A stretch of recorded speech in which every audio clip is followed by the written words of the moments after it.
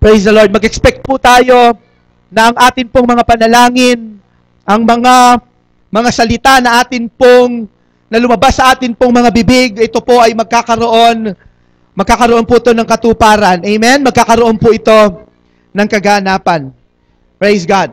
By the way, gusto ko po kayong i-inform na simula po nung January 1, ang buong CRCC po, meron po tayong uniform na devotion.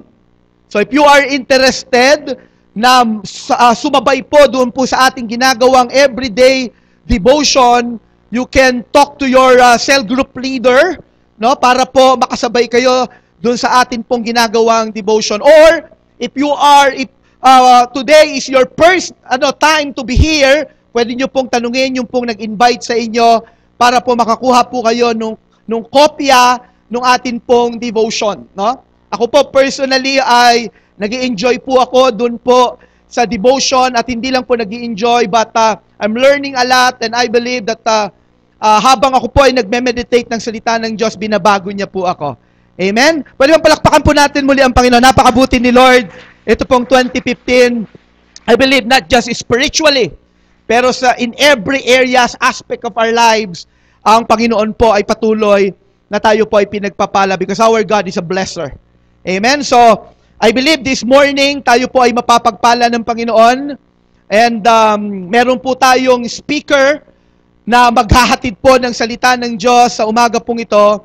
Ang speaker po natin na ito, she is anointed.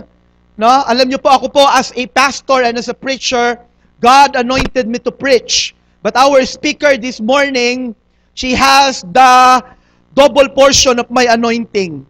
Na hindi ko na po patatagalin without further ado, my one and only wife. Palakpakan po natin ang Panginoon. Let us welcome Pastora Maricel Montaño. I love you. Alam niyo po, ako excited because today marks the very first Sunday worship of CRCC for the year 2015. Are you excited to hear God's word today? Pwedeng isang malakas na palakpak para sa Panginoon. Grabe. Kung lahat ay magsiyoko, tayo po ay manalangin. Heavenly Father, O God, we thank you, God, for this time, O Lord, that we can hear your word, O Lord. Salamat po, Panginoon, sa pagkakataong ito, O God, O Lord, na we can come into your presence once again, O God. Lord, dalangin ko, Panginoon, na buksan niyo po ang aming kaalaman, buksan niyo po ang aming puso't isipan, O God, to accept your word wholeheartedly, to understand it, wisdom that comes from you, O Lord. Thank you so much, God. Lord, we love you, we worship you, God. In Jesus' name we pray. Amen and amen. Ayan, alam niyo po ba na ang topic natin ngayon, napakaganda. Actually, itong topic na ito, ano pa to November pa to niluluto. November, December pa siya niluluto. And then, nung pong pinag-aaralan ko itong message na to, sabi ko talaga, God, ang ganda naman itong word na to. Parang talagang, this is for the church, this is for CRCC. And I hope you can feel the excitement in my heart as I share with you God's word this morning. Ang topic po natin ngayong umagang ito ay series. Series ito. For the whole month of January, we will be talking about this topic. Kaya pakinggan po nating maigi ito. Ang topic po natin ngayon ay pinamagatang Together Forever. Ayan, di ba? Together forever. Bakit nga ba tayo together forever? Alam niyo kung bakit? It's because of the cross. It's because of what Jesus did on the cross. Because of that, we claim eternal life through Jesus Christ. And because of that, we can claim and believe and have faith that we will be together forever. Tingnan mo yung katabi mo. Ha? Yan ay makakasama mo hindi lang habang buhay, kundi eternally, walang katapusan. Kaya wag mong pagsasawaan yan, ha? Wag mong pagsasawaan yan, kasi kahit anong mangyari, kasama mo yan eternally with our God. Ayan, kaya kailangan for the next weeks na ating pag-uusapan to, lagi nating maririnig, sabi mo sa katabi mo, together forever, ganyan. Kaya next week, pumili ka na ng makakatabi mo. Yan, di ba? Pumili ka na nung gusto mong katabi na pwede mong sabihin, together forever, di ba? With whole heart. Yan.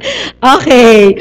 So, punta tayo ngayon sa ating key verse. Okay, sabi diyan sa Romans chapter 12, verses 4 to 5. Ang sabi po diyan, just as each of us has one body with many members, and these members do not all have the same function, so in Christ, we who are many form one body, and each member belongs to all the others. Okay? Ngayong hapong ito, pag-uusapan natin is all about the beauty of the church. It's all about relationships. Yan. It's all about our relationship to God and to people. Ang sabi dito, tayo daw ay iisang katawan, ngunit iba't ibang bahagi. Isang katawan ni Kristo na iba't ibang parte. Kaya pala iba't ibang parte. Kaya pala pag tiningnan mo, hindi tayo magkakamuka. Pansin mo? Di ba? Hindi tayo magkakaparehas ng talent. Napansin nyo rin yon. Yung mga nagagawa ng iba, hindi mo kaya. Pero may nagagawa ka na hindi naman nila kaya. Kasi nga, iba't iba tayo ng parte. Alam niyo, ang Panginoon, simple lang. Kung gusto niya tayong kausapin, gumagamit siya ng mga example na maiintindihan natin. Diba? So, praise the Lord, kasi ang Bible ay sinulat ng tao, kaya naiintindihan natin. Kung angels, hindi natin maintindihan, heavenly language, diba? So, nakikipag-communicate si Lord sa atin through man's word. Okay? So, ang sabi diyan, tingnan mo lang daw yung katawan mo. Simple lang. Tingnan mo lang yung katawan mo. Iba't iba ng parte yan, pero yan ay kabilang sa iisang katawan. Ganon din daw tayo. Diba? Kahit sino sa atin. Hindi mo masasabing, wala akong silbi sa iglesyang ito. Yan. Hindi mo masasabi yun. Kasi meron at meron kang silbi. Hindi mo masasabi na, ako ang pinakamagaling, ako ang pinakamaganda at pinakamagaling na parte ng iglesyang ito. You can't live without me. Come on, di ba? Hindi gano'n. Hindi mo masasabi yon. Kasi ang sabi diyan, anong sabi diyan? Di ba may highlight, nakita mo? Each member belongs to all the others. Ibig sabihin, we belong to each other. We are better together. Alam niyo yung magandang illustration dyan, yung thumb. Look at your thumb. Di ba yung thumb natin parang ang lakas-lakas niya? Actually, pag pumunta kayo sa SS, pag daw naputulan ka pala ng thumb, consider disabled ka na. Parang isa siya sa pinakamalakas na parte ng bahagi ng kamay mo. But the thumb itself cannot say, I'm the most important part of your hands. Hindi eh. Diba? Hindi siya pwede makapagmalaki na, aalis na ako, I can live by myself. Sige nga, putulin nga natin yung thumbnail sa kamay mo. Tingnan natin kung makakasurvive yan. Diba pag putol yan, patay na. Wala na kagad yan, diba? Patay na kuko na kagad yan, diba? Kasi yung thumb na yan ay connected. Connected yan sa bawat veins na nandito at yan ay sumusuporta sa thumb. Kung ano man yung gusto niyang gawin, nagagawa niya kasi may mga support sa kanya. Malay mo, ikaw yung vein dyan. Diba? Sabi mo, wala akong nagagawa. Meron. Nakikita mo ba yung thumb na yan? Hindi niya magagawa yan kung wala ka. You are the vein that supports the thumb. Diba? So, ibig sabihin, wala talagang makakapagmalaki sa atin na ako ang mas magaling, o kaya magsasabing ako ang pinakamahina. Hindi po. Kasi lahat po tayo ay may kanya-kanyang kakayanan na ibinigay ng ating Panginoon. Alam nyo, naalala ko talaga si Ate Esther. Si Ate Esther, namatay na po siya some months ago. And alam nyo, nakakatuwa kasi ang lagi niyang sinasabi sa akin, Pastora, I am praying for you and your family every day.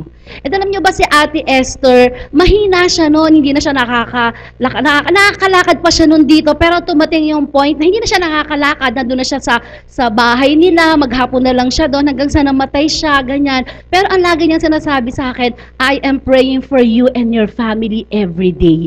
Alam niyo yung ginagawa niya na yon, I know that prayer brings a lot. Yung prayer na yon contributes a lot to the ministry of CRCC.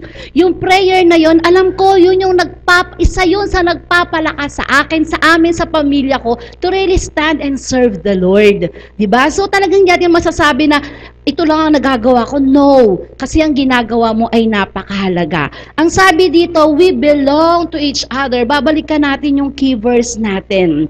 Okay, so listen, I want you to know na mula nung naging Christian tayo, nung tinanggap natin si Jesus Christ as our personal Lord and Savior, God's design is to bless us. Ang gusto ng Panginoon, pinagpala niya tayo. Hindi lang actually pagpapala, pero enjoying the blessings of God. Are you enjoying God's blessings? Di ba yung bang tipong na-enjoy mo kung ano yung bang, alam mo masaya ka dun sa mga tao na kasama mo, masaya ka dun sa kung ano yung meron ka, kasi alam mo galing kay Lord yon. And you're able to enjoy everything, you're able to enjoy maybe your finances, you're able to enjoy the good health that you have, di ba? Kasi yan ay blessing ni Lord. And we belong to each other. Alam nyo ba, ang blessing ay ma-enjoy natin inside the boundaries of the church. We can enjoy God's blessing inside the boundaries of our church. Okay? Ibig sabihin nito, kasi pag itama muna natin yung isip natin, when we say church, it's not meant to be a building. Diba? For example, ito, CRCC, Christ the Rock Covenant Church, nasa 3rd floor. Okay?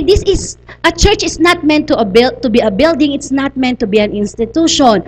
A church is a home where you and I belong. Okay? So, tatandaan natin palagi, we are physical being, but at the same time, we are a spiritual being. Diba yung mga katawan natin, inaalagaan natin to, nagpapa-foot spa ka, nagpapa-face scrub ka, body scrub, underarm scrub, lahat-lahat, di ba, ginagawa mo. Sabi nga kanya, nagpapariban ka, nagpapa-eyelash ka, nagpapakilay ka, nagme-makeup ka, lahat inaalagaan mo yan di ba? And ganun din dapat ang ating spiritual life. And alam nyo ba, ang ating spiritual life, our spiritual life finds nourishment inside the church, inside the will of God.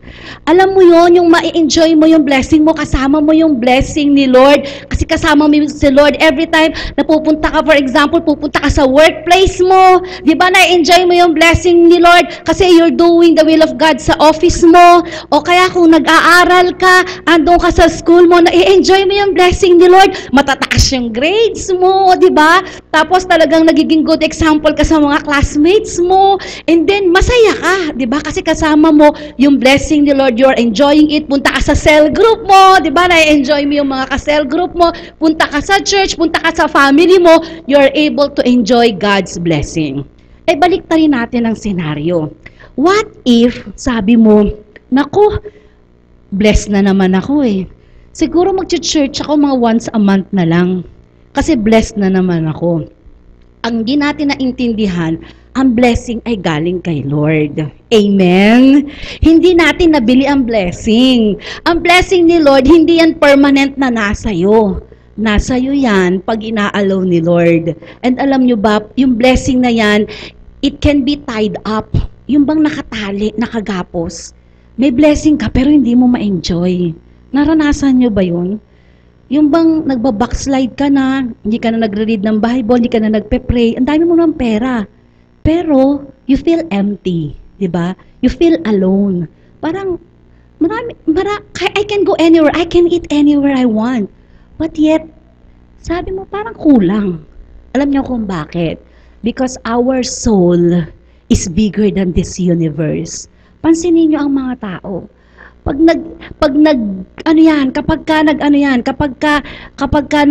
nag-goal yan, for example, gusto ko mag-ipon ng 1 million. Alam mo, pag nagka 1 million yan, anong gagawin niya? He will desire for more. 2 million, 500 million, susunod yan, 1 billion na. And yet, no satisfaction. Bakit? There's always emptiness. Because it's only the presence of God, the will of God that can satisfy us. Diba? Ayun yon. Kaya ang sabi dito, we are part of many bodies and we belong. Each member belongs to all the others. Tingnan naman natin yung Good News Translation. Ang sabi ng Good News Translation, we have many parts in the one body. All these parts have different functions. In the same way, though we are many, we are one body in union with Christ. And we are all joined to each other as different parts of one body. Ano daw tayo? We are all joined to each other. Grabe, magkakasama daw tayo. Diba? Ito maganda yung God's Word Translation.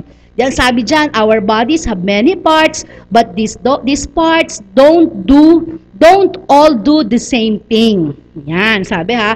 In the same way, even though we are many individuals, madami tayo, Christ makes us one body and individuals who are, anong sabi dyan, naka-highlight? Connected to each other. Ano yung Tagalog ng connected? Magkakadugtong daw tayo sa isa't isa. Kaya isipin mo, kung puputulin mo yung sarili mo sa kadugtong mo. Ha? For example, the church is connected to Christ. We should be connected to the church to lead us to Christ. Pero kung ikaw ay hindi ka connected sa church, saan ka kukonek?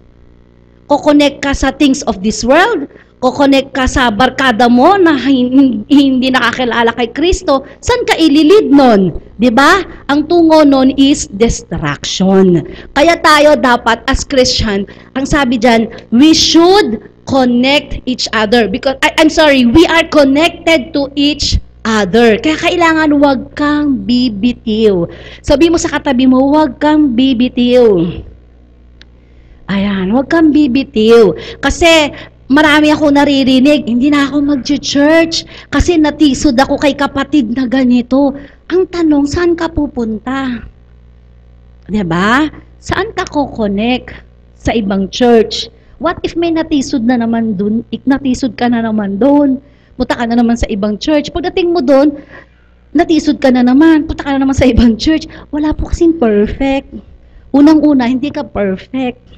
So, hindi rin perfect yung ibang tao. Nagkakamali at nagkakamali, di ba? Alam nyo ang dapat? Love each other. Mamaya punta tayo doon. Dito muna tayo sa The Message Translation. Ang sabi dito, ito medyo mahaba pero maganda ha. Sabi ng The Message Translation, in the same way, we are like various parts of human body. Medyo malalim na to. Each part gets its meaning from the body as a whole. Not the other way around. The body we're talking about is Christ's body of chosen people. Each of us finds our meaning and function as a part of His body. But as a chop of finger or cut of toe, we wouldn't amount to much, would we? So since we find ourselves fashioned into all these excellently formed and marvelously functioning parts in Christ's body. Ang sabi dito, nakikita lang daw natin ang ating kahulugan, ang ating function, if we are part of the body, as part of the body. Ayan. So, dapat talaga, alam na natin, binigyan tayo lahat ng Panginoon ng spiritual family.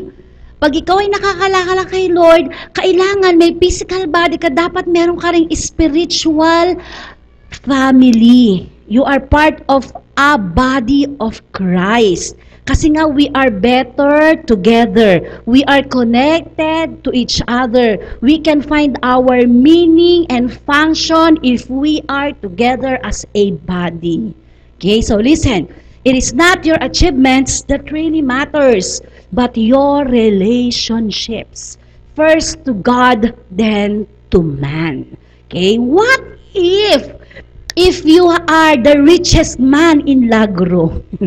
What if you are the most powerful man in the Philippines or in the entire world? If you do not have God, you are nothing. Ang life mo is para siyang hamog. Diba? Saglit na lalabas pero maglalaho din. Diba? Kasi ano nga yun kahit na ikaw na ang lahat na, pinakamatalino ka na. Pero ikaw pa rin ang pinakamagiging malungkot na tao if you don't have the right relationship with God and then to man. Kaya ang sabi ng Matthew chapter 22 verses 37 to 39, Jesus replied, "Love the Lord your God with all your heart and with all your soul and with all your mind. This is the first and greatest commandment. And the second is like it, love your neighbor as you love yourself." Yun pala yun. You have to love God with all your heart, mind, and soul, and you have to love your neighbor as you love yourself. Bakit ito yung greatest commandment ni Lord? Diba sabi niya, the Psalms of the Law of the Prophets. Bakit yan? Bakit yan ang pinaka-greatest commandment? Kasi alam ni Lord, pag nagawa mo yan, loving God and loving people, you are inside His will, you are inside His church, you are connected to the body. Diba? Yung bang tipong natisod ka or may ginawa sa yung masama, pero sabi mo, grabe, kapatid ko to, kahit ano sigurong gawin nito, mahal ko to Diba? Ako po, bilang pastor ng CRCC, ang daming tao nakakasakit sa akin. Pero pag tinignan ko, naku, grabe, mahal ko Diba? Parang kahit ano atang gawin itong taong to na sa akin, mahal ko to Yung bang tipong, dito natin makikita yung sampaling ka sa kanan, iaharap mo yung kaliwa. Totoo pala yung sabi ng Bible.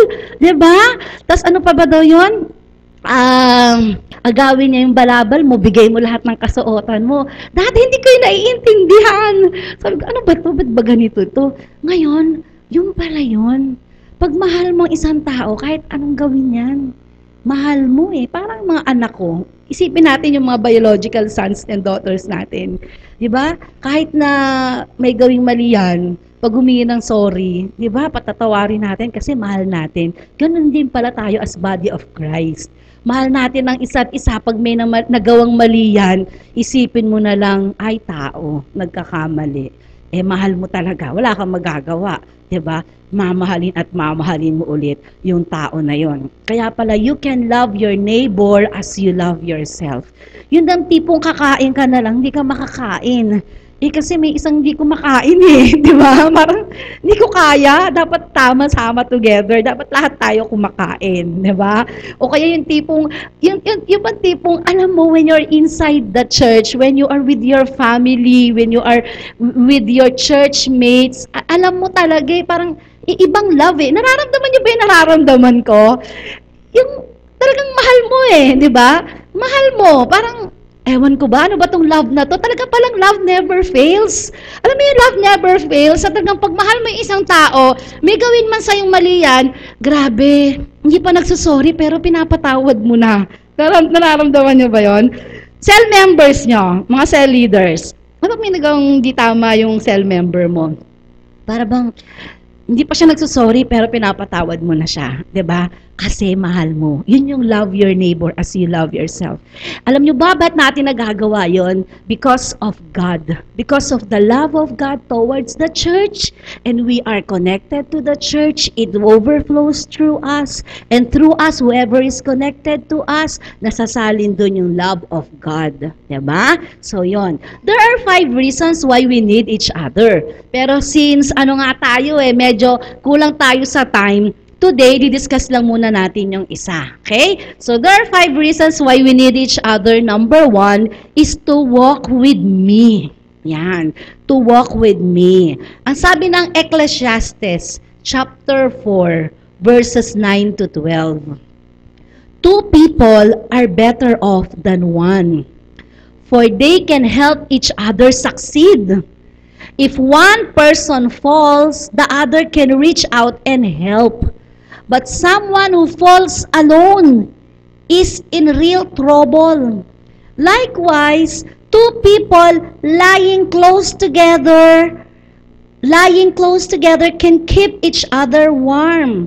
But how can one be warm alone? A person standing alone can be attacked and defeated, but two can stand back to back and conquer. The three are even better, for a triple braided cord is not easily broken. So nakita ninyo yung beauty ng may kabady-body? Ha? Nakita nyo ba yung beauty ng may kasangga? Ha?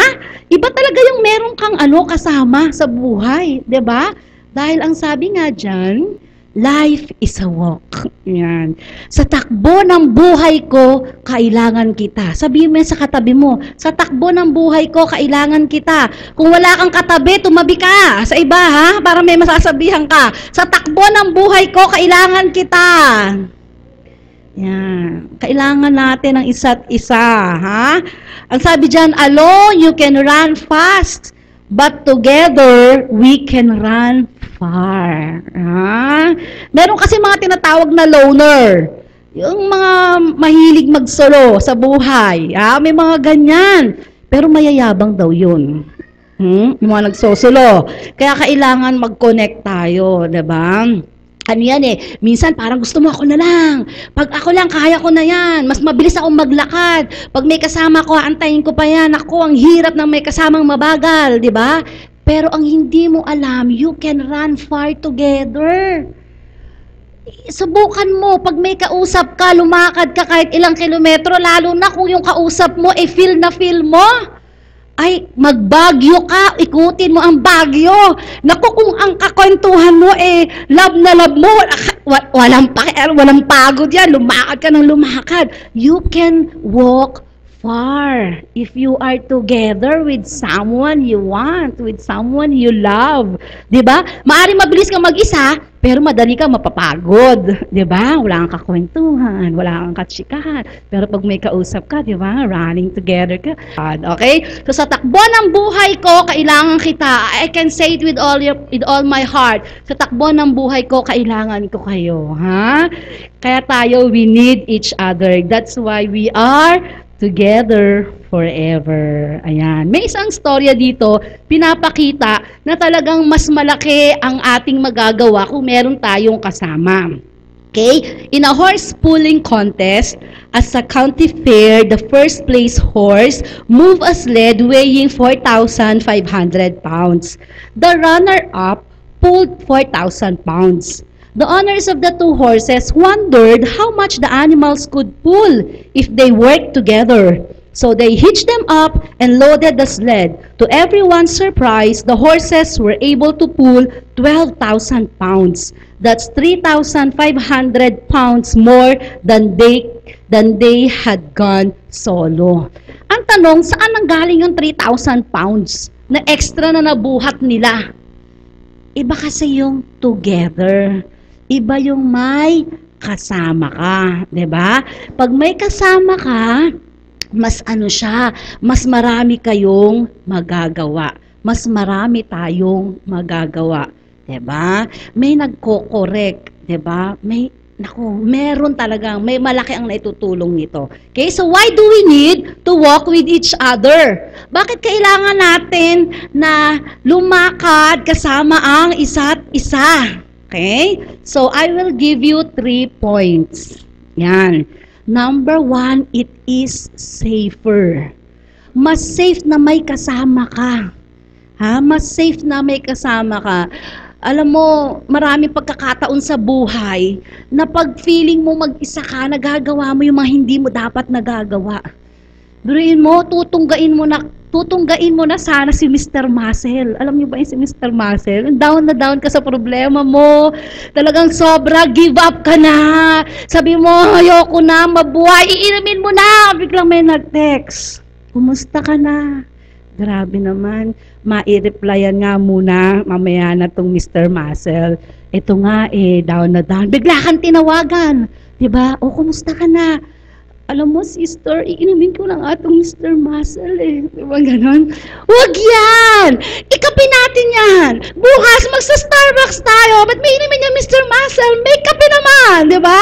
Relax lang, huwag may inumin niya. Ano sabihin mo? Sige, bukas. Okay na ako, hindi na ako inumin ng Mr. Muscle, diba? Bakit? You are safe. Merong nag-check and balance. 'Diba? Minsan naman, hindi ka na nakakapag-devotion, masyado ka na nalilibang sa mundong ito, hindi ka na nakakapag-devote ng time mo, pero may kulit ng text sa'yo. Nag-devotion ka na ba? 'Di ba? Ito ang devotion text natin for today. 'Di ba? I'm praying for you always. You are safer when you are walking with others. 'Di ba? Mas safe yan. Alam nyo, minsan yan pasasagip sa'yo. Ha? Yung ka-sister, ka-brother mo na yan pasasagip sa'yo, di ba? Minsan, yung mga time na talagang gipit na gipit ka, talagang wala ka na talagang mahawakan or makapitan, pero yung ka-brother o ka-sister mo na yan, di ba? Through thick and thin, hindi ka niyan iiwanan.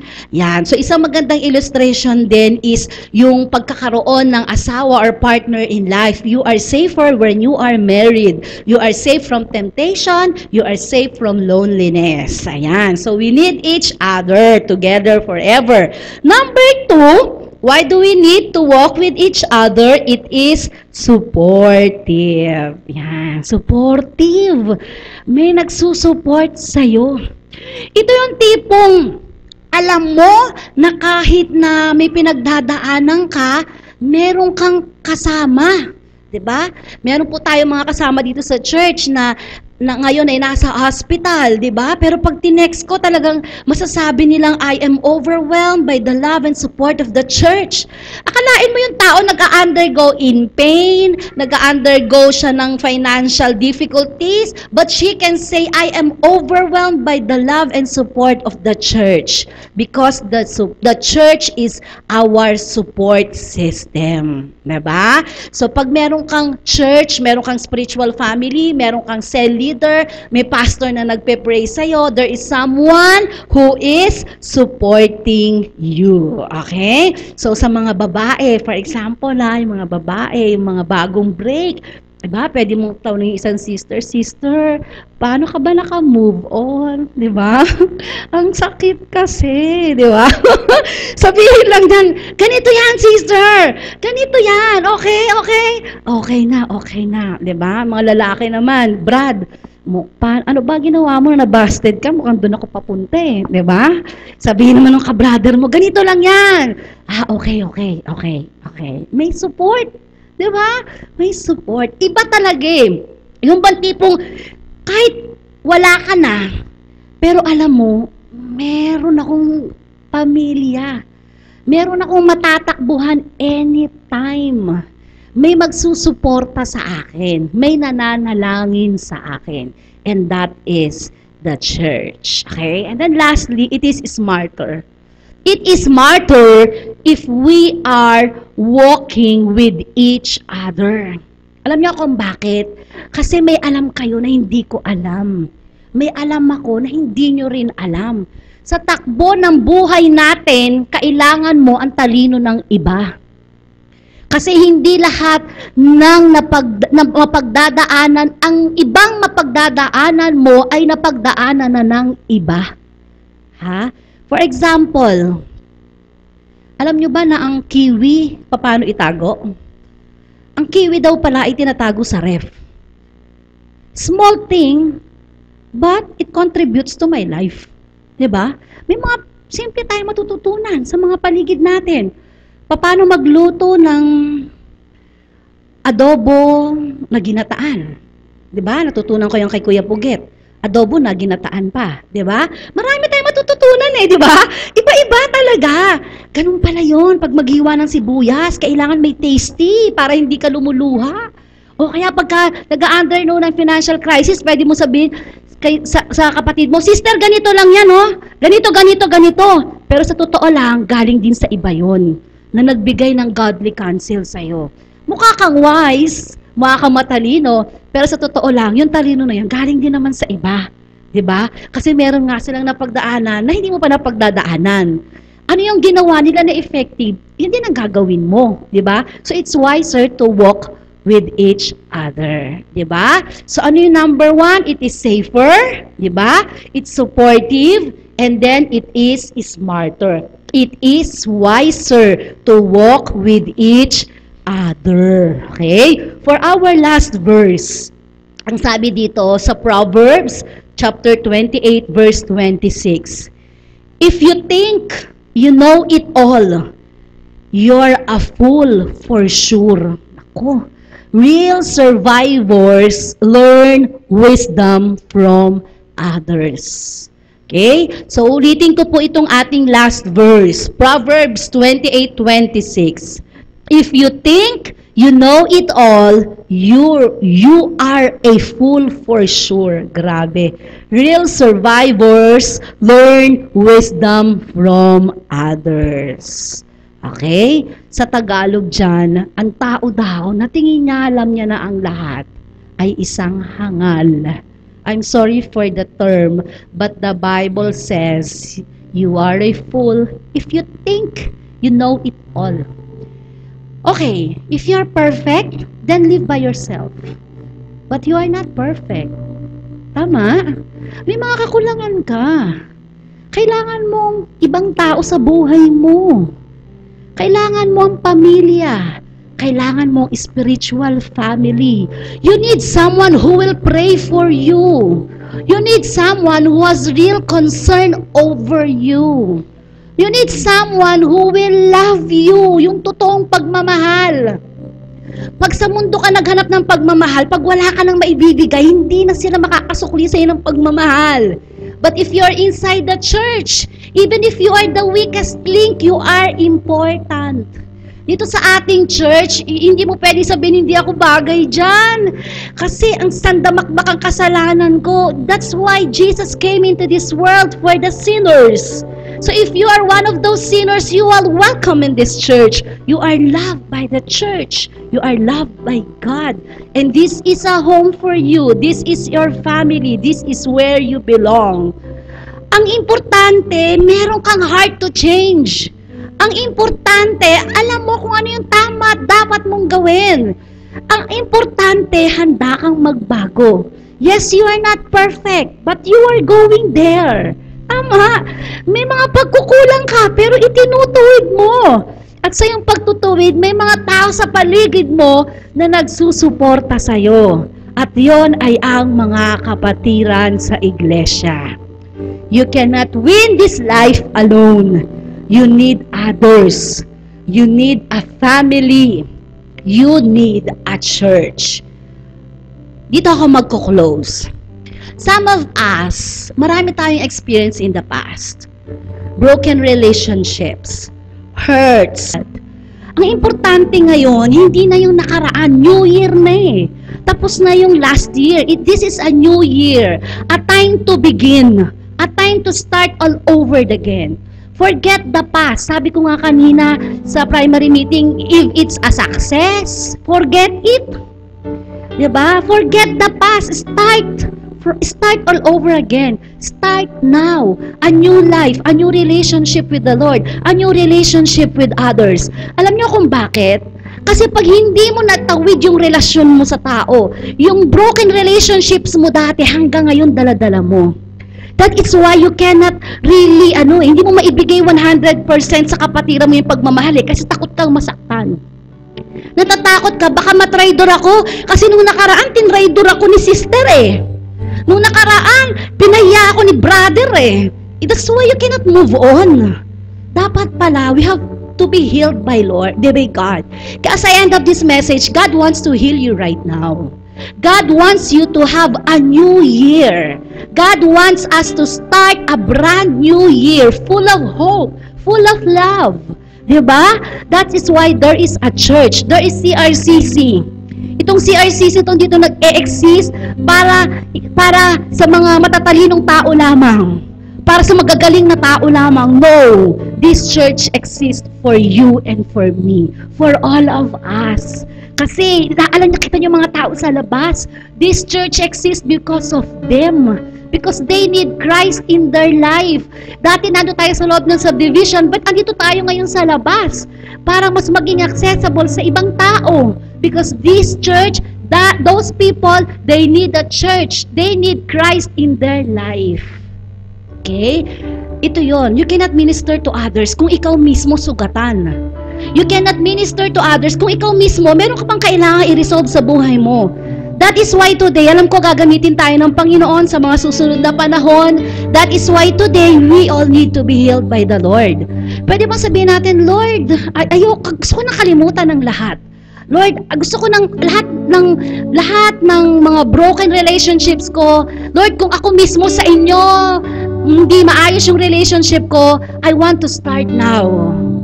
Dahil ang sabi ng Book of Romans, we are better together. We are connected to each other. We find our meaning, our function when we are together. Diba? And this time, magbigay tayo sa Panginoon. Let's surrender our lives to the Lord. Diba? Let's say, God, hingi tayo ng sorry. Let's humble down ourselves. Diba? Sabi ng Bible, pagka daw ikaw, you are humbling down yourself, then God will exalt you. Diba? Pagka ikaw, talagang ikaw mismo, yung talagang lumalapit, na magpapakumbaba sa tao, sa Diyos, diba? Ang Panginoon naman, talagang, God will make a way, diba? In every areas of your life. Kung may pinagdadaanan ka man ngayon, kapatid, pinagdadaanan lang yan.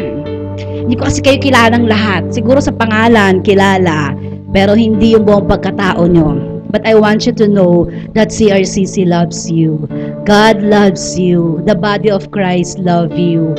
We are here to love you. We are here to support you. Diba? And it is safer if we are together. Pwede ba tayong mag-all bow down our heads? At tayo ay manalangin.